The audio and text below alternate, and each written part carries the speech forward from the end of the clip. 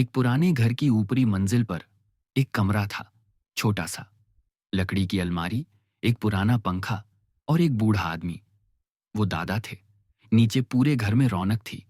TV चलता रहता, बच्चे हंसते खेलते और मम्मी पापा ऑफिस की बातों में उलझे रहते। लेकिन उस कमरे में बस चुप्पी थी, एक ठहरी हुई गहरी चुप्पी। कभी कभी दादा नीचे आते, बच्चों को कहानी सुनाने की कोशिश करते।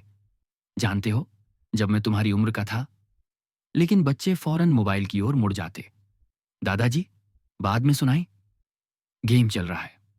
दादा फिर लौट जाते, उसी पुराने कमरे में, उसी अकेलेपन में, जहां अब सिर्फ यादें थीं। एक दिन वो कमरा बहुत देर तक बंद रहा। दरवाजा खोला गया।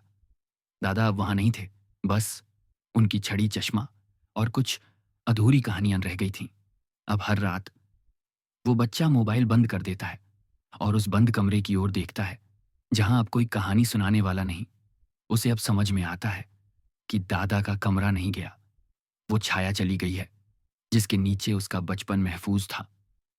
बड़े हमें समझ नहीं आते जब तक वो हमारे साथ होते हैं, लेकिन जब वो चले जाते हैं तो हर सन्नाटा उनका नाम पुकारता है। बड़ों को वक़्त दो, क्योंकि उनके पास सिर्फ यादें होती हैं और हमें उन्हीं यादों की सबसे ज़्यादा ज़रूरत होती है। अगर ये कहानी दिल को छू गई हो तो लाइक करो, सब्सक्राइब करो और किसी अपने के साथ शेयर ज़रूर करना, क्योंकि शायद किसी और को भी ये बात समझने की ज़रूरत है।